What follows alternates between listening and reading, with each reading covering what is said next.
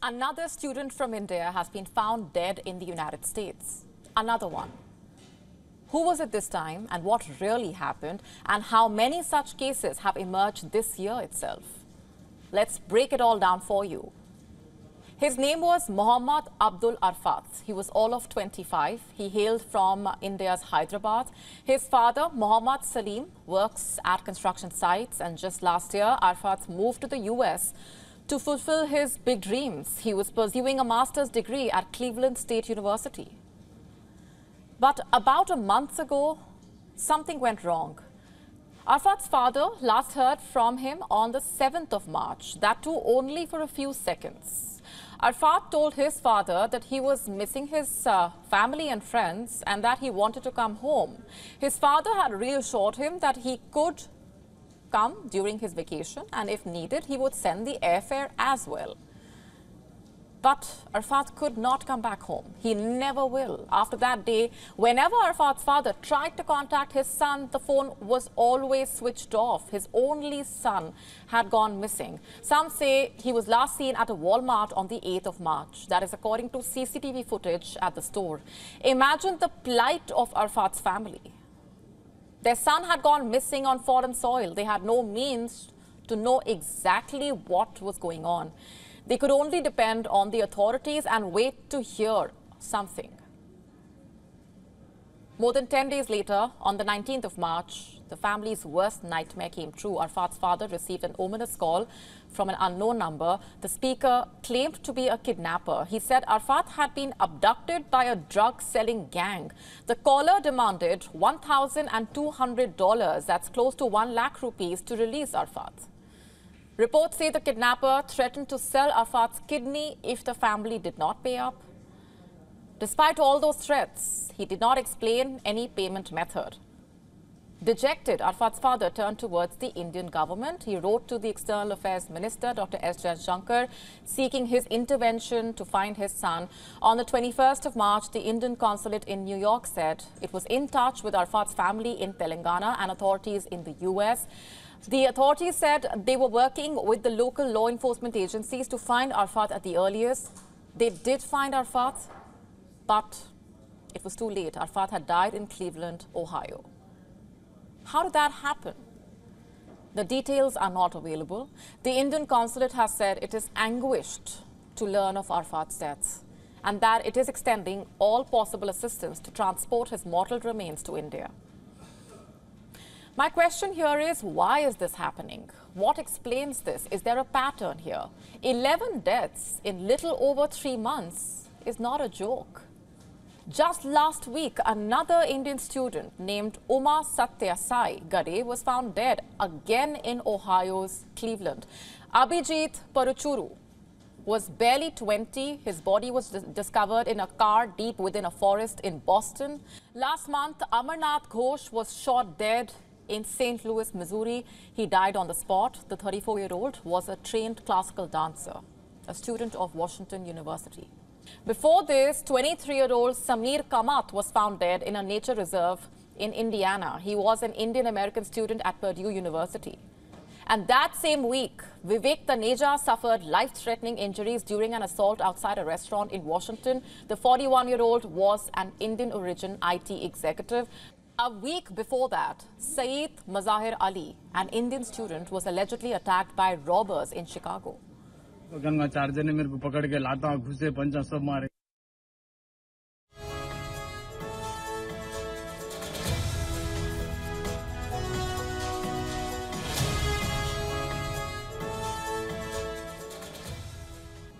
Another 25-year-old Indian student, Vivek Saini, was fatally attacked in Georgia State's Lithonia city by a homeless drug addict.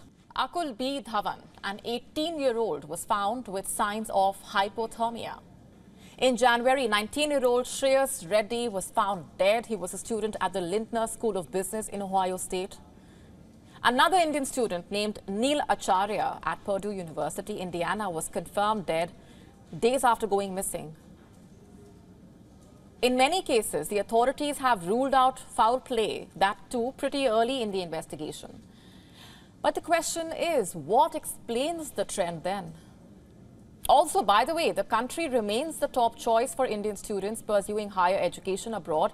According to 2023 data, American colleges enrolled nearly 269,000 students from India. This was the highest figure ever and was second only to China. But will you, as a parent, be able to sleep soundly at night after sending your kid to America? Think about it. Let's now talk about what's happening in Sierra Leone. And before I go on, let me warn you that the details could be disturbing. People in the West African country are digging up graves there. Yes, digging up graves. And this has led to an emergency being declared. But why exactly are they doing that? What are they looking for? This is a hunt for human bones, and the reason for this hunt is a drug. Yes, a psychoactive drug that is made from human bones. I know it sounds scary, also bizarre, but this drug is at the heart of a major crisis in Sierra Leone. According to a BBC report, it's got addicts desperately digging up graves for human bones, and the country has declared a national emergency. That is how bad the situation has become. Now, first things first, what is this drug really? It's being called Kush, also being referred to as the zombie drug. And what is it made using? Like I said, human bones, basically ground up human bone, and that is just one of the key ingredients. It comprises of other toxic substances, and its impact can last several hours. Most importantly, the drug is dangerously addictive. Like I said, it's making people exhume skeletons for the production of the drug. That's how desperate it is making the addicts. And that is how disturbing the crisis is. Now, the thing is, the country is no stranger to this drug. In fact, it first came to light around 6 years ago. But things have now reached a point where the impact of drugs and substance abuse, particularly this drug, has led to an existential threat for the country, as per the president. According to the report, the situation has turned so dire that police officers are guarding cemeteries, to stop the addicts from digging up the graves. Imagine that. The president has asked for a national task force on drugs and substance abuse to be set up. It would mainly concentrate on tackling the Kush crisis, and there's also the aspect of mental health concerns because of this drug. Let me tell you why I mentioned that. The report highlights how, according to the Sierra Leone Psychiatric Hospital, between 2020 and 2023, admissions linked to this drug shot up by almost 4,000%. Naturally, the drug menace has sent shock waves across the country, and the authorities are fighting to win the war against the drug. Now, Pakistan's all-weather friend, China, has become a nuisance for most of its neighbors. Take Japan, for example. Today, 92% of the Japanese consider China a security threat, so much so that a majority of the population supports an increased expenditure on security. Our next report telling you more. A recent survey found that 92% of Japanese consider China a security threat. But are you really surprised? It's China we're talking about, an aggressor in chief. The annual survey was carried out by a newspaper.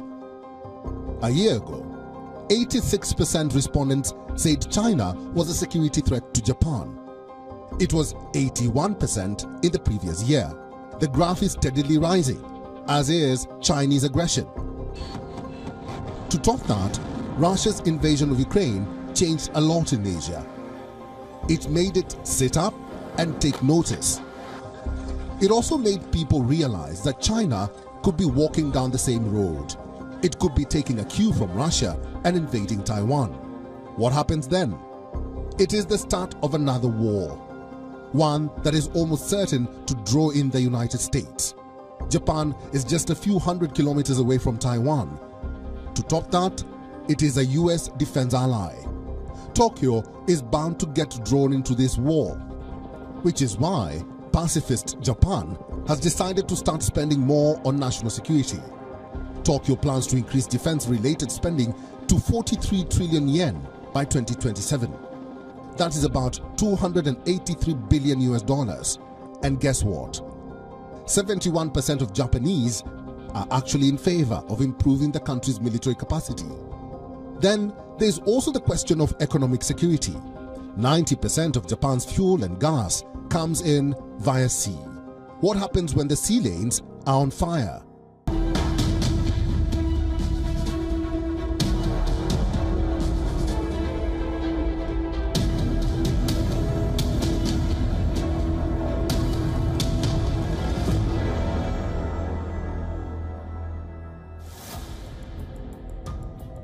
China has pledged to take Taiwan by diplomacy or by force. China views Taiwan as part of its territory, and Chinese leader Xi Jinping wants to achieve what his predecessors have not been able to, which is to bring Taiwan under China's control. It's not just a flare-up in the Taiwan Strait that Japan is concerned about. There are other flashpoints in the waters around Japan. Few hundred kilometers away is the Philippines. Face-off between the Filipino Coast Guard and the Chinese Coast Guard has become the new normal. Chinese boats have been harassing, bullying, water cannoning Filipino Coast Guard and resupply boats. It's all happening near the second Thomas Shoal. This is where the reef is, 200 kilometers from the island of Palawan. China claims the shore, and it totally disregards the fact that the reef falls actually within the Filipino EEZ, which is the exclusive economic zone.